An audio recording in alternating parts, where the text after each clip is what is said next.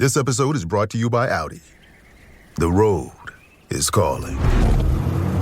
Embrace the thrill of the drive with the all-new, fully electric Audi Q6 e-tron. Featuring effortless power, serious acceleration, and advanced Audi tech. It's not just a new EV. It's a new way to experience driving. The all-new, fully electric Audi Q6 e-tron is here. The next chapter of Audi starts now. Ryan Reynolds here from Mint Mobile with a message for everyone paying big wireless way too much. Please, for the love of everything good in this world, stop. With Mint, you can get premium wireless for just $15 a month. Of course, if you enjoy overpaying, no judgments, but that's weird. Okay, one judgment. Anyway, give it a try at mintmobile.com/switch. Upfront payment of $45 for 3-month plan, equivalent to $15 per month required. Intro rate first 3 months only, then full price plan options available. Taxes and fees extra. See full terms at mintmobile.com. You are tuned in to the Foul Weather Podcast, the forecast to your next successful hunt. Coming to you from the home office, Jack's Reef, New York.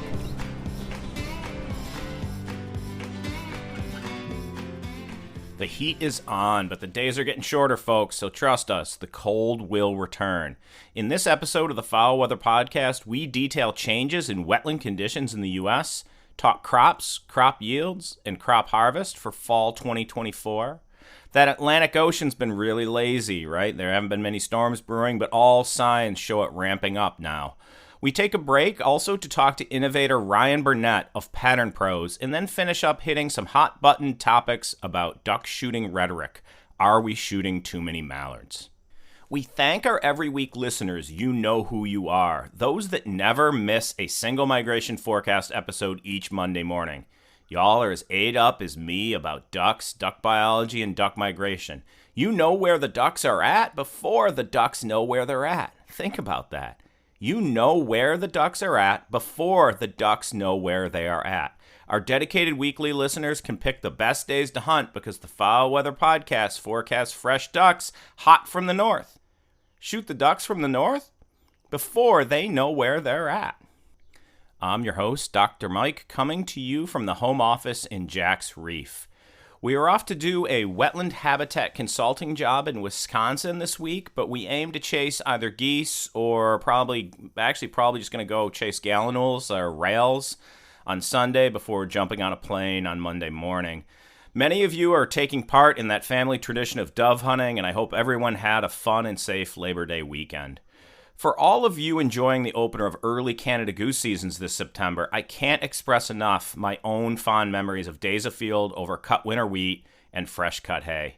If you follow the Foul Weather Podcast, you know I don't come from what would be called the core of duck country, but as local Canada goose populations exploded, my father was smart enough to jump in on the front end, and along with some slow-moving sloughs around dairy farms, I cut my waterfowling teeth on resident Canada geese and local eastern mallards. Those were really formative years for me, and I never looked back. The terminology resident Canada geese is actually a misnomer or misrepresentation of the giant Canada goose that we all now have in many parts of the country.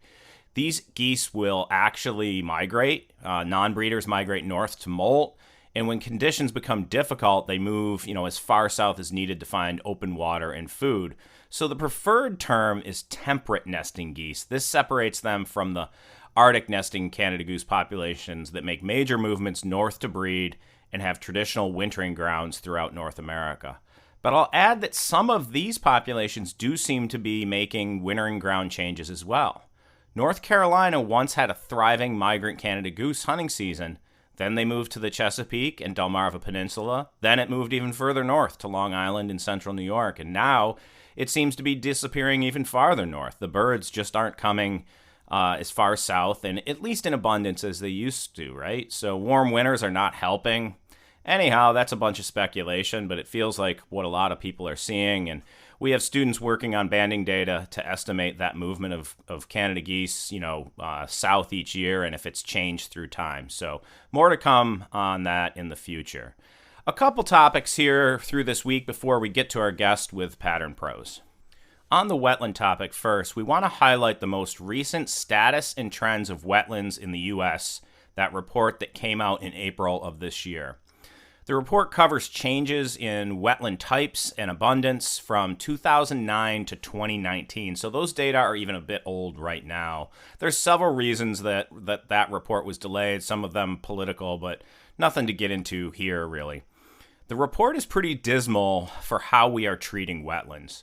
George Bush Sr., who was a hunter conservationist, put in the age of no net loss of wetlands, and for a while we actually gained wetland acres. But since that time, we've been in a difficult spot regarding protecting the wetlands so vital to waterfowl. Specifically, the worst decision recently was that we now only protect navigable waterways under federal law. Say what you want, but for ducks, geese, and swans that require wetlands and they cross political boundaries, doing this state by state doesn't make sense in my opinion.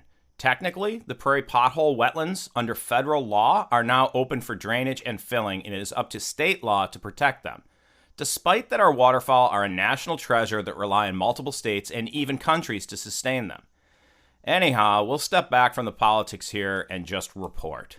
Net loss of wetlands increased greater than 50% since the last wetland status and trends study period of 2004 to 2009, resulting in the loss of 221,000 acres of wetlands between 2009 and 2019. These losses disproportionately affected vegetated wetlands, that is forested, scrub, shrub, and emergent kind of duck habitat type places, resulting in a net loss of 670,000 acres of these wetlands, more than the land area of Rhode Island. In contrast, there was a net gain in non-vegetated wetlands of 488,000. Said another way, we lost native vegetated wetlands important to waterfowl, and we gained suburban and golf course ponds. None of this is good for ducks. Huge areas of wetland loss important to duck hunters included the eastern Coteau prairies of North and South Dakota, pretty much everything in the southeast U.S., but greatest area of loss in the Mississippi River Delta, largely because the Corps of Engineers won't let it grow. Remember, their area of interest is navigation and commerce and not wildlife habitat. Places near the home office in Jack's Reef also saw wetland losses, as did big portions of the Chesapeake Bay region, all places important to ducks in the Mississippi and Atlantic flyways. All of this despite the known benefits of wetlands, right? We continue to treat them poorly, and this has had an impact on the ducks that we love so much. The answer? Keep wetlands on the ballot. Vote in a way that protects environmental integrity from the local scale to the Washington, D.C. level, right? Wetlands matter, my friends. They matter to the ducks we care about. They matter for flood control. They matter as spawning areas for the fish we catch. They matter on the landscape and should be protected. Keep the wetlands with us, and we will keep the ducks and fish with us. Without both, we fail. So let's find a way to keep our wetlands with us. Look, folks, the Farmland Group across the Mid-South is your one-stop shop for real estate brokerage, consulting, management, lending, and appraisals. If you own land or you want land, the Farmland Group is where it's at. With over $500 million in farm sales and growing, Gwynn and Shelby Smith have you covered. Look, if you're thinking about buying or selling, contact the Farmland Group to access their full suite of services. If you already own property and want to build equity and value, the Farmland Group gets it done. If you're looking to purchase a new property, well, they get that done too, and they have access to some of the best lending available. Looking to sell? Get it appraised with the Farmland Group affiliated appraiser. But let's be clear for our listenership too. They also offer farm and hunt property management to create places that attract more ducks and more bucks. Who doesn't want that? More ducks and more bucks. Let the Farmland Group build value into your property. Find them today at farmlg.com. That's farmlg.com. You're not going to be disappointed. Contact Shelby Smith today at farmlg.com and let him know that the Foul Weather Podcast sent you their way. On to some stuff about crops and some speculation on how current trends at the kind of 1,000-foot level here will or will not help the ducks. I told folks that we'd probably be hitting $3.50 per bushel corn this year, and as of this recording, We are at $3.83 per bushel. At the beginning of May in 2022, it was at near $7.85 per bushel. Many things have happened, but we certainly reduced Conservation Reserve Program lands as the price has increased. Many processes invite disenrollment in CRP, or Conservation Reserve Program, and turning grasslands into row crops. But one big incentive was ethanol that drove demand way up. So we disenrolled, and then in 2023 produced a record 15.3 billion bushels of corn. So changes in demand drove disenrollment in conservation practices and produced record corn. Then, because of a glut in corn on the market, farmers held corn on the farm. They didn't sell it right away. I heard some estimates of 42% of yield being on farm in May. Those folks hoping for some demand that would materialize. Now, those same farmers must dump corn into the market already full of corn and trying to find places to put it. So the price per bushel has plummeted at the same time that input prices for farmers, because of inflation, have risen drastically. Soybeans aren't doing great either, and if we see another set of tariffs on our Asian trade partners, we are in for a world of hurt as corn and soybean farmers in the U.S. Because, for example, China will just buy from Brazil and other places producing soy and not from the U.S. just out of political spite. All right, so what's this got to do with ducks? Simply, when price per bushel hits a point that CRP payments can't keep up, we till up duck habitat at an exponential rate, and we just did that during the ethanol craze that was set off by well-intentioned but misdirected policies. My farm friends may cringe, but ethanol must die. It benefits few, but hurts pretty much the rest of America. We pay at the pump, we pay environmentally, we pay taxes to subsidize it, and our ducks pay dearly with transformation of native prairie and CRP into row crop monocultures. If you don't care or believe in climate change, that's fine. It still doesn't equate. But if you do, ethanol produces 25% more CO2 than simply burning fossil fuels alone. This is the biggest scam on the planet that's affecting ducks right now, ethanol. So right now, what's the solution for the ducks? It's getting this farm bill passed, and damn it, get the conservation title done right to include increased and adjustable payments to keep up. Right? We need to keep grass in the grasslands. We need to keep wetlands in the prairie pothole region. We need to keep one of the most amazing ecosystems on this planet with us. The prairie pothole region is a gem and the source of so many benefits. Let's get it done, folks. But let us take a step back and understand that people that grew up on the farm, aged on the farm, and still own a farm in the Dakotas see it differently. These folks in the Dakotas, simply looking at carving out life, see potholes as something that's in the way. If we think that potholes and grasslands are so important, which they are, but not to those farmers, they get in the way of farming, right? Then we need to pay these farmers for them. We need to pay them to not drain tile them, let them farm them when they are dry, but ensure the processes exist for them to flood once again. In this situation, we will see dry and low duck numbers. But then when the water comes back, the basins are intact and the ducks will thrive. We must understand that equation is very simple. Instant ducks, just add water. Okay, done with crops. Next, we want to dive into the Rhetoric 101 about duck harvest and its impact on duck populations. But first, we want to take a break and talk with Ryan Burnett of Pattern Pros. I suggest you look them up and think about patterning your duck gun this coming season.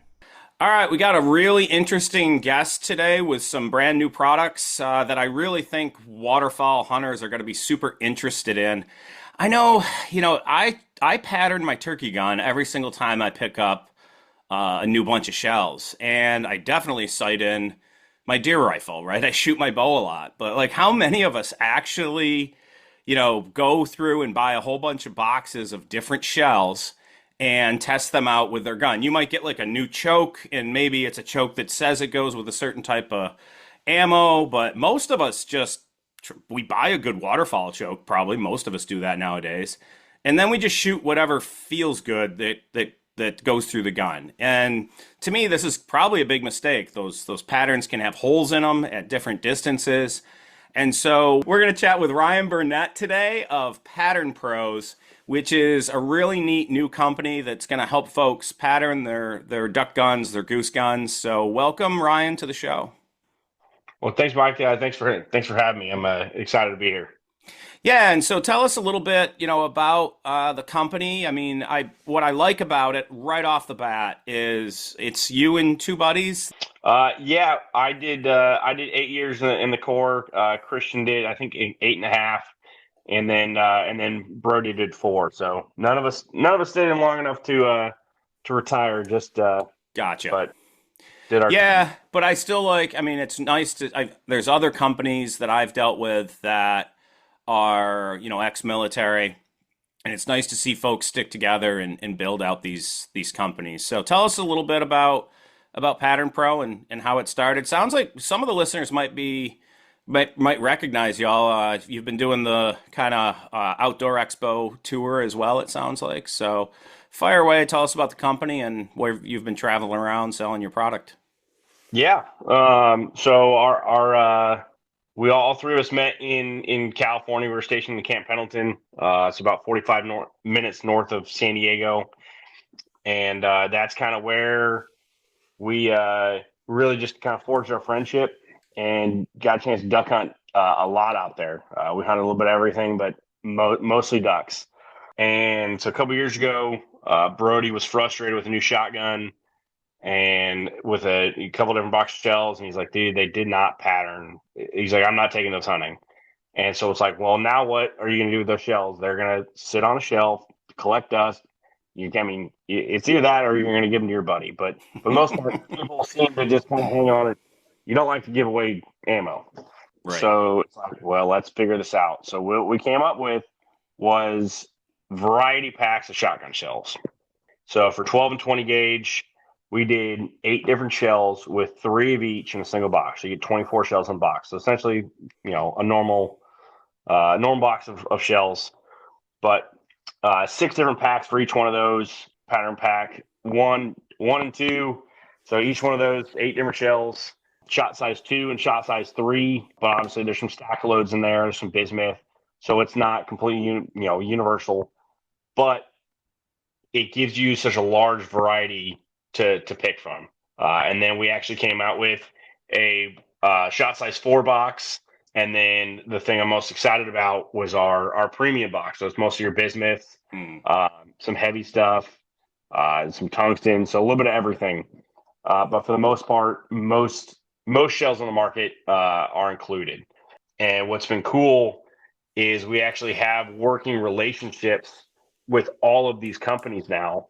We had already had forged some friendships and relationships. We had started with like Boss and Migra were the first 2 that really came on board and loved it. And then we went to NWTF in Nashville back in February. And, we'd already been up and going for, had the website up for, I think, 8 months or so at that point. And actually got to talk with these ammo companies face to face. It was like, I know most of them, most of these companies in general, at least somebody from the company knows of us.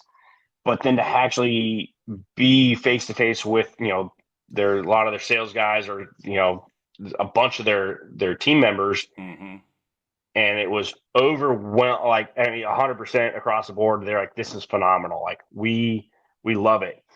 And so to get that kind of like stamp of approval and now actually have that relationship with us is like, one is doing 2 things. It's now they're working with us. So our prices are going to go down so we can keep our price point where it's at and not have to, obviously things are, ammo's expensive, but now having that working relationship, now it helps us, get our name out there more. And it was like getting back to the hotel that Saturday night after the show. It was so cool to have, that whole day I was moving like crazy. I talked with a lot of people, and it was like, I got back to the hotel and my wife said, come on, like we got to go to dinner. And I was like, I'm going to take my boots off. I was like, I'm going to drink a beer and I'm going to just kind of revel in it. And I looked at Christian and I was like, dude, like we we're good. Like things are going to start to roll. And we had just came out with our turkey patterning packs as well, which is the same concept on a smaller scale. We did five shells with one of each in a single box. And you get some pretty cool targets. Like you got like a big paper mallard target that it comes along with, I believe, as well. Or are those purchased separately?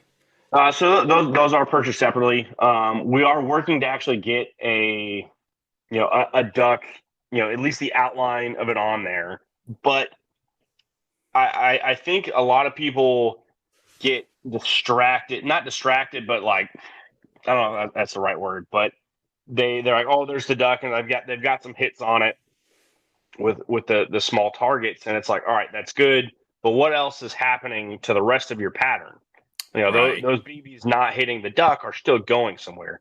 So we have 36 inch by 36 inch it's brown craft paper, and in the center of that we just have a 1 inch black dot. That's your aim point. And so what we've done is we have 24 shells in a box, but we sell our targets in sets of 25. So with that first shell, or with that first target, you want to understand what your point of aim, point of impact is, because a lot of people don't know that you aren't shooting exactly straight with a lot of your shotguns. Like I know, like was it Benelli's? They like to shoot high. Mm-hmm. I have a CZ that for me shoots a little left. So, and I didn't know that, even just a couple of years ago. So it's still, I've learned so much in the last couple of years.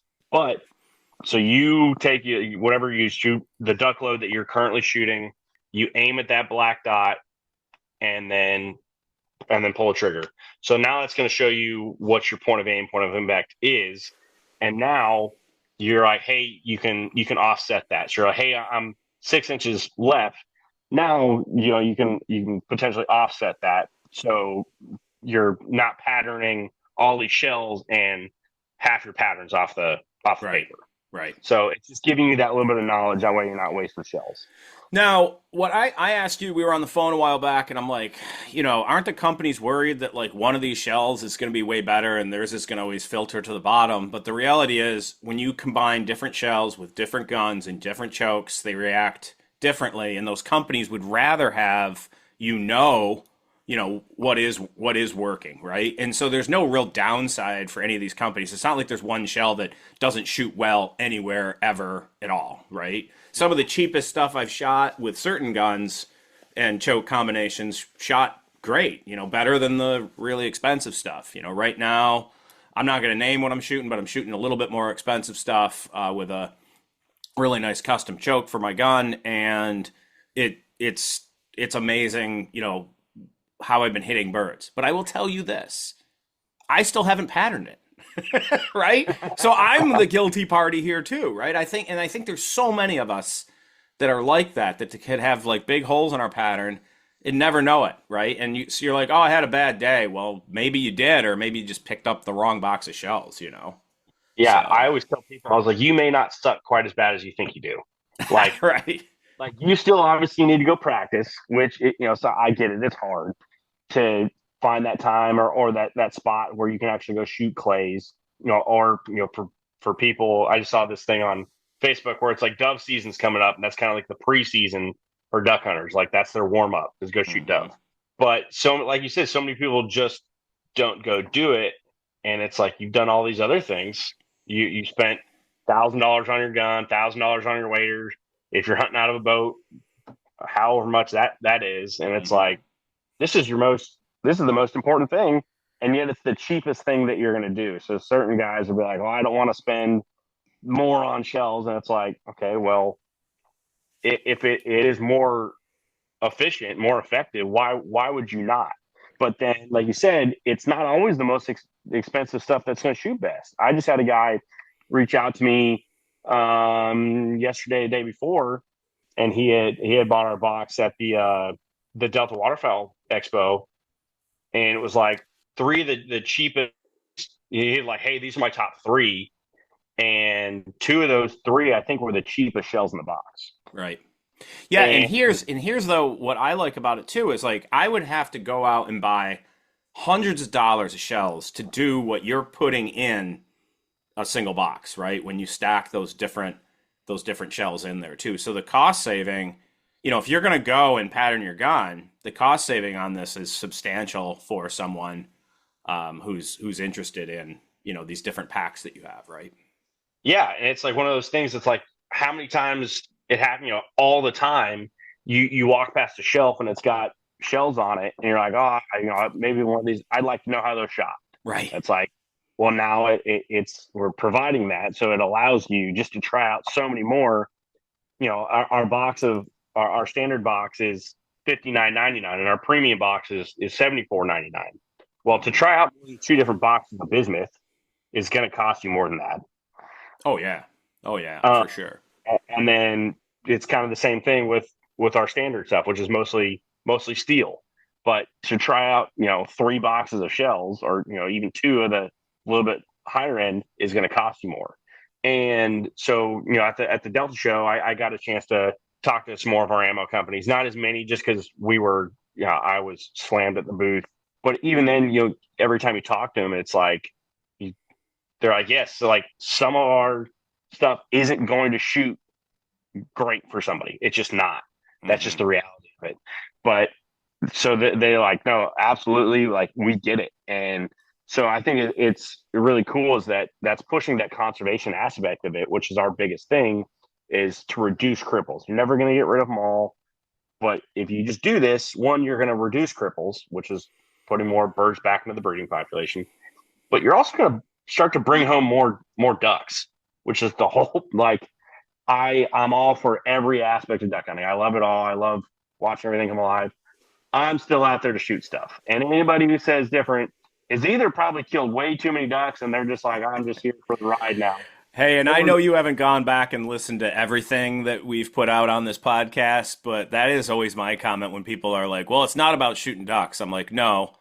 At the end of the day, if you have all those great things, like you spend great time with family, see the sunrise, see all this wildlife, work ducks, eat a nice breakfast, pet a wet dog, and at the end of that, you also have a pile of dead ducks that you can take home and pluck and make into amazing food. It's not worse. It's not worse. That's where I always get to. I'm like, I get it. But man, if I go out every darn day and I don't shoot anything, it's pretty unsatisfying. And I think to sustain waterfowl hunters who are amazing conservationists, I mean, we should be aiming to try to put as many ducks in front of people's blinds as possible so that they have that. I mean, your product then helps them actually bring those ducks home, hopefully increases satisfaction, sustains them in the culture of waterfowl hunting. And so, like, you're another little component, maybe big component for some people, of that satisfaction in the activity, in the culture of duck hunting. So that's where I was like, I got to get these guys on because I think this is a super cool product, and I think it's going to help people, and more people should be grabbing these products from you and seeing how their guns pattern. So I think there's 2 types of people that don't pattern their guns. One, they probably already got it dialed in. You talk to me, you're like, I know what this is going to do. I've been doing it I haven't changed anything. I've been using the same gun, the same choke, the same shell for this, and I'm very happy with it. All right, man, I get it. Like, go for it. You're dialed in. And then there's the other people that I think like to chase crippled ducks and waders. I don't think anybody likes to do that, Ryan. Exactly. Because I'm like, that sucks. I remember one of the years I was in California, I shot plenty of ducks, but man, I got in really good shape that year. Mm-hmm. Dude, I was chasing ducks like crazy. That next year, there was a lot less chasing, not because I'd patterned my gun, because I didn't know that, necessarily to do that yet. It was, I'm shooting again and again until they're done. Mm-hmm. So, and that starts to cost freaking money. So that's the other thing where it's like, you're patterned now, so you're going to kill them more effectively, but now you're shooting less. So even if you buy a more expensive shell, even if you like Brody switched to bismuth last year, he shot less and killed more ducks. So yeah, it's more expensive right off the rip, but now you're shooting one time compared to 2 and 3 times. That starts to add up real quick. Or even if you're not shooting bismuth and you just have a patterned gun, you are now have that confidence in your shot. You're like, I'm killing them in less shots. Right. So yes, right. Buying the box and the set of targets was less than $100. Mm-hmm. You don't have to worry. Like, now you're saving yourself money because now you've actually found that shell that's going to be more expensive. And like, let's be honest, that's the cheapest part of everything you're doing. If you're driving anywhere to go duck hunt, I don't know if you guys have noticed gas prices and all and everything else. That's the cheapest. That's the cheapest thing you're going to do. Yeah. Yeah. And that box of shells is another thing I say to people. It's just poking fun, right? And I don't, man, I should keep track of the stuff. I'm not even sure what company it is, but it's I didn't come this far to miss or something like that. And Yep. I'm like, when people say, hey, it's not about killing ducks, I'm like, well, I think the marketing people got this figured out. Maybe it is more than we think, because it doesn't say on there like, hey, let's sit in the cold and drink some coffee, like. If that's your true motto, it doesn't, it's not about killing ducks. Go ahead, if you start leaving your shotgun at home and still coming along, Mm-hmm. then I'll truly believe you. And that's the one that gets me, is that it's still about the opportunity to shoot ducks. Because if you wanted, like, my goodness, primo plumed up ducks, go sit in your duck blind in the spring with binoculars instead. If it's about hanging out and doing all that stuff, right? I mean, I get it. I do, right? There's more to duck hunting than shooting ducks. But I don't think we should hide behind that as being like the major driving factor, is to go. I mean, some of these conditions you've probably been into, even though it's California and elsewhere. I mean, it's not pretty. And slogging through the mud ain't always fun. But sky's full of hundreds and thousands of ducks, and working them, and the dog and the camaraderie and all that stuff. And pulling the trigger. That's what it's all about, but it's not easy. Duck hunting is not easy. I have got to hunt with a few guys that when they say I don't necessarily care that much to pull the trigger, I'm like, all right, there's a few of those guys. I'm like, okay, I believe you. I became friends with a guy back in California who'd hunted this refuge for 40 years. So not only did he know that refuge really well, he just knows duck hunting. Like, Mm-hmm. he was in his 60s. He's still out there to freaking kill him. But like, there'd be times where I'd be shooting and he'd just be kind of hanging out and just loved it. He liked calling them. And then I got to hunt with a couple boys in Arkansas. And one of those guys is Forrest Carvajal, who just won the cut down championship. And when I don't even know if he loaded his gun one of the mornings we duck hunted. He loved it. Like, it was cool because I would look over, he was sitting there just calling away, like watching ducks. And I'm like, that is a guy that, like, there is more to than him pulling the trigger. Yeah. And it's like, some of those guys are like, yes, there is more to it. But for the average guy, I'm out there to shoot stuff, and there's no doubt about it. I fish the same way. I mean, I'll fish before, like, bass season opens by us and stuff, and do, the catch and release thing. But man, at the end of the day, like, if I'm slogging through that stream and catching trout, a few of them are going in the bag and coming home and going on the grill. I just like eating this wild, fish and game stuff way too much, So. Oh, absolutely. If I come home and I'm like, you wake up at whatever time and then you're tired, and then your wife looks at you like, you didn't bring anything home after all of that. Yeah. And then you're like, oh no. But then you bring home a strap full of ducks, and you're like, all right, baby, like, we're either eating good tonight or we're eating good tomorrow night. And I'm wrapping something in bacon, and we're eating good. And like, that is one of her absolute favorite things to eat. So if I'm bringing home that kind of stuff for her to eat, it makes it a whole hell of a lot easier to be like, hey babe, I'm going duck hunting. And you're like, good, bring me home some ducks. Yeah. And it's that's why I'm out there. I mean, it's why we have a recipes page. We've got to build it up a bunch more. There's only like three of our like big recipes we usually use for ducks, right? But I got to build stuff out. We just got a small sponsor, wild rice company up. So we're going to put up a bunch of, recipes with wild rice and stuff, which ducks eat wild rice, but, duck with a side of wild rice, or duck wraps with wild rice and stuff. I mean, we're gonna have fun with that one, and we're gonna have them on as guests too to talk about culturing, wild rice. But I'm like, we're doing this interview at 5:00 Eastern, and I haven't eaten dinner yet. Can you tell?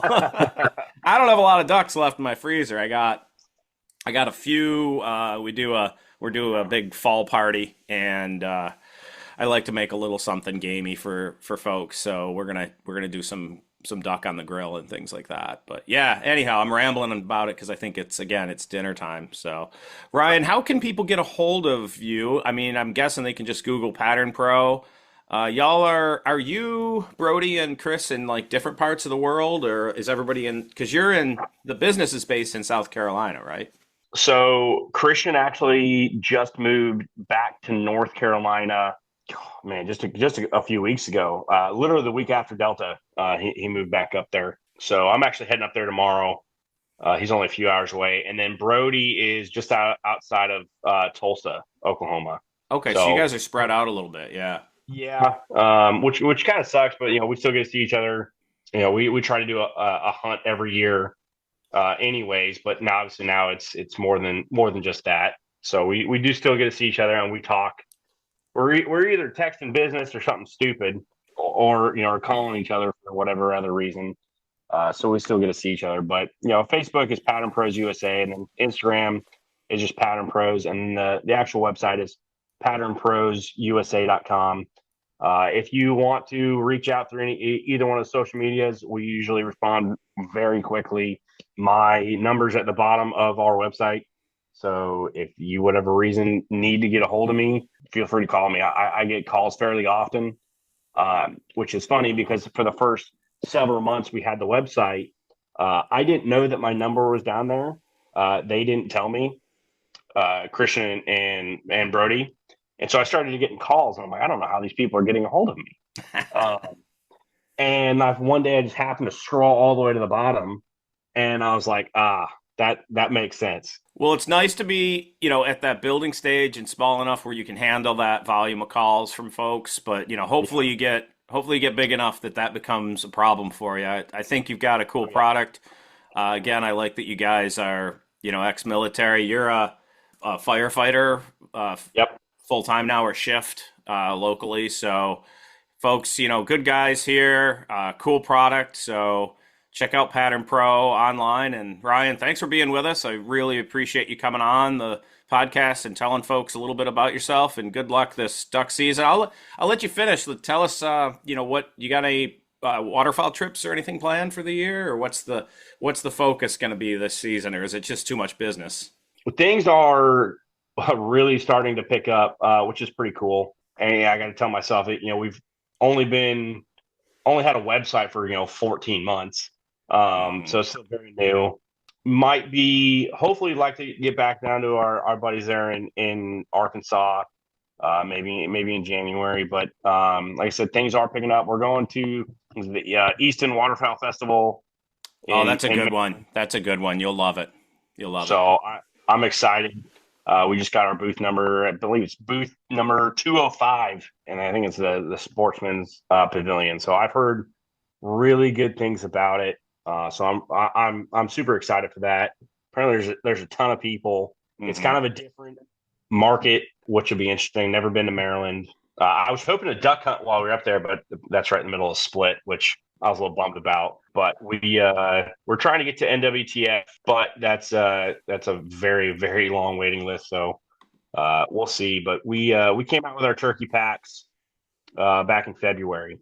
So same concept, but that's five different shells with one of each in a box.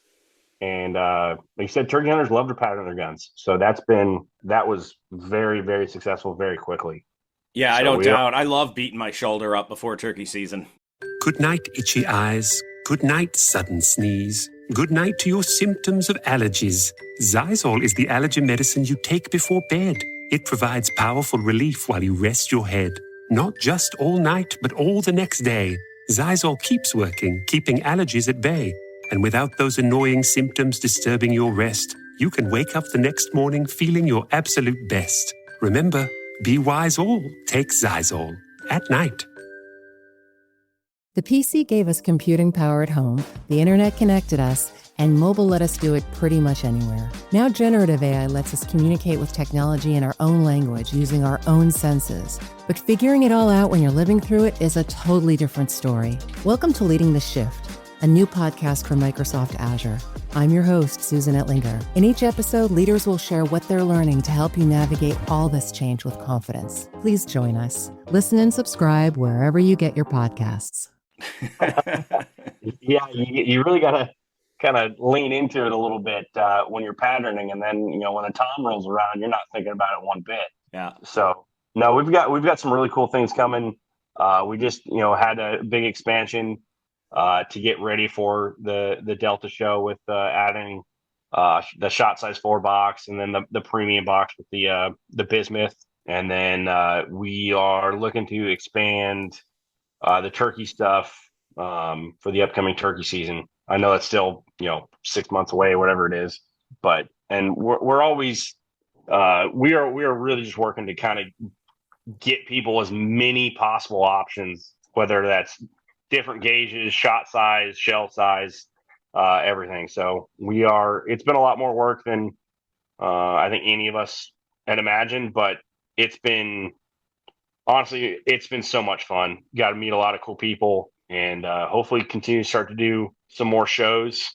We've done a few now, so it's been a lot of learning, but a lot of fun. So I'm excited for the future. Yeah, thanks, Ryan, and thanks for all that you're doing with Pattern Pro and your friends, and good luck with continued success. And thanks for being on the Foul Weather podcast with us. I appreciate your time and appreciate you telling our listeners about your cool products. Awesome. Thanks, Mike. Okay, and we're back to chat about Rhetoric 101 about duck harvest. Really appreciate Ryan Burnett being on, and again, encourage you folks to go look at Pattern Pro's webpage and order some stuff from them to get your gun patterned for this coming duck season. It is my hope that given the consistent quality information from our best of the best, all the good duck population biologists out there, that we've slowed the idea that when duck populations decline, that the way that we save them is by cutting season length and bag limits. Again, the reality is that for most species of ducks that we pursue, harvest does not drive populations, at least at the current harvest rates, which are many percentages below what would be needed to impact populations. The rhetoric that logic dictates that reduced harvest must help the population is a well-placed idea, but doesn't pan out because we simply see that ducks don't live long. Johnny Lynch said it best in his article, Escape from Mediocrity. We can't do enough favor to Johnny here in the least. Not today. But he was a good old boy with a flair for words, and to this day had foresight unlike so many. With nearly 50 years studying and observing waterfowl and waterfowl habitat, Johnny Lynch saw all this so clearly years ago that we literally spent decades running over numbers to discover that he was correct. In the wildfowl reproduction of his work, the following was noted. Few papers published after a delay of 33 years are likely to be relevant to current concerns. This one is. The Foul Weather podcast will do our best to dissect Escape from Mediocrity in future episodes, but today we will leave you with this tidbit to chew on. Drafters of regulations are strongly inclined to produce elaborate variations from year to year, as well as from state to state, in response to reported fluctuations in duck numbers and expected output. Lynch insists that issuing complex regulations or fine-tuning is pointless and therefore foolish. Pointless for two reasons. First, because the behavior of waterfowl hunters is affected very much less by changes in regulations than the proponents of those changes are inclined to suppose. Ignorance or defiance of regulations is very widespread and hard to remedy without intensive enforcement. Second, because there are great gulfs of ignorance between what can be found out or forecast about breeding populations and their success, and what determines how many ducks and geese are available to hunters in different regions. The expansion of data collection to provide much more detailed information could never be justified in terms of the ratio of benefits to costs. Therefore, a crude but very clear system of signaling and responses is what is needed. Got it? Therefore, a crude but very clear system of signaling and responses is what needed, not the fine-tuning or tweaking or changing of seasons upon whims to save ducks, quote-unquote save ducks, when in fact the reality is that this fine-tuning does very little to actually protect populations. It's really about habitat, folks. So this is where we keep coming back to on the Foul Weather Podcast is let's quit all this rhetoric about how duck shooting may or may not be affecting populations, because it's not, to a large degree, and let's focus our efforts on saving that habitat. Let's get grass back on the ground, and let's save wetlands. That's where it's at. If the habitat's there, you're going to see ducks when the prairies get wet. Period. It's that simple. So I want to end this section on rhetoric here, and with this kind of comment, we get this, we hear what you're saying, and there are many theories about what drives duck populations. Well, that's just pure BS, and it's offensive to the hardworking hunter conservationist duck scientists, and they will all cringe when that statement, well, that's one theory, I have another one. The body of evidence right now is pretty damn supportive that guns don't run duck populations. And there's consistent testing of that hypothesis, but there are very few of us that have a theory that guns run duck populations. In fact, a scientific theory is a hypothesis that has been extensively tested and evaluated by the scientific community and strongly supported. So by stating, well, that is one theory when questioning if duck harvest affects duck populations, kind of begs the question, what evidence exists that duck shooting is strongly affecting duck populations? Because that would be the opposing theory. Anyhow, that doesn't exist. We keep looking for a strong indication that duck harvest at the current levels drives duck populations, and we can't find it. Now, again, this differs by species and harvest rates, but right now, duck harvest in general is not at a level that's driving duck populations. So let's simply put this one to bed. Let's move on, let's stop the rhetoric, and let's all focus on saving wetlands, grasslands, supporting the conservation title of the Farm Bill, and saving places for ducks to thrive. I also want to express that we need to fight for the right to hunting access, supporting pro-hunting laws, and ensuring the success of the North American model of wildlife conservation so waterfowl hunting is accessible to everyone. We actually grew numbers of duck hunters last year, and that is a good thing. Now we need quality places for them to find ducks and have quality duck hunting experiences. More to come on the refuge and state system support for ducks or lack of support and duck hunting seasons throughout this fall season on the Foul Weather Podcast. Hold on, folks. Don't turn that channel. We've got some really exciting news for you.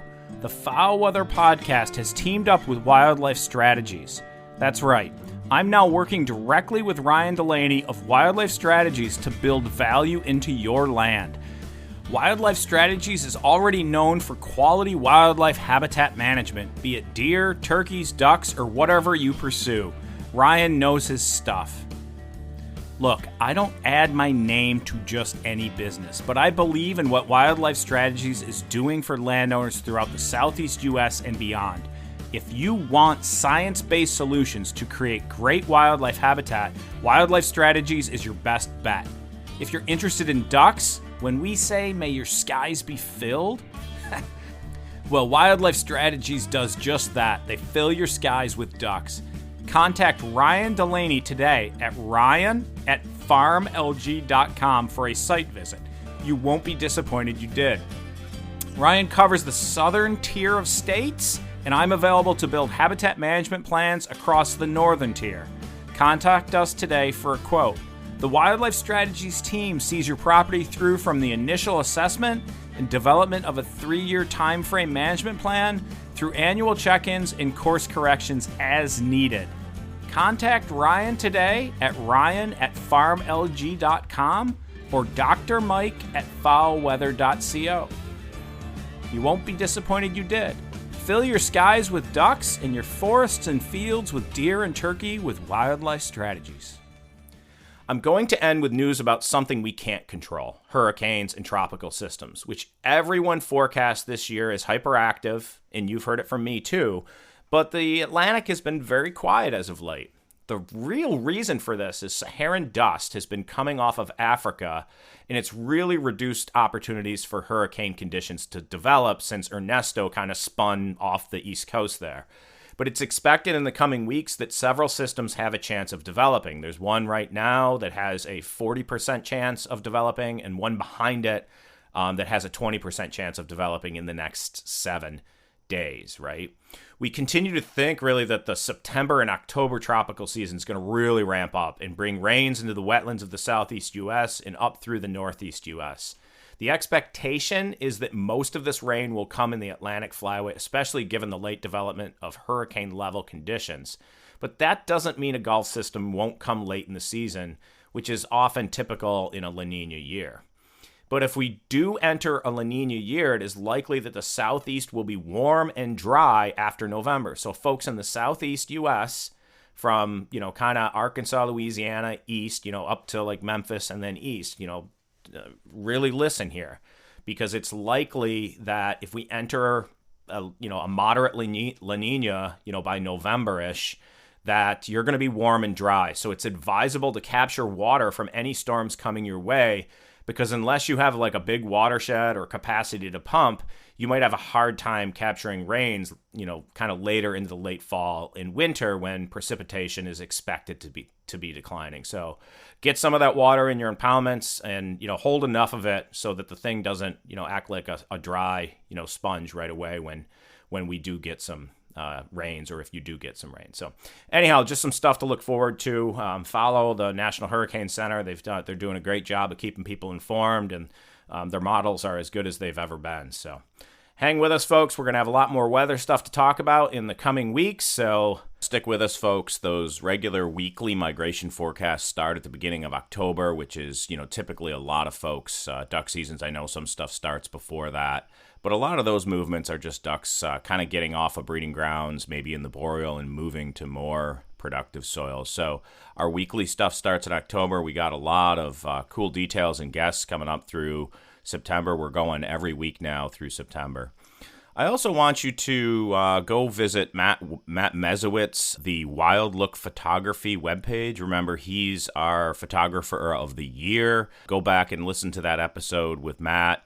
He's a real go-getter, young kid, graduate student, takes amazing photography. So I encourage you to go to his webpage, The Wild Look Photography, and maybe order something from him for the office, for folks for Christmas, and maybe, the kitchen, the camp, whatever. So I do encourage you to get out and see Matt's work. It's some quality stuff. So as always, folks, thanks for being with us, and may your skies be filled and shoot straight, my friends.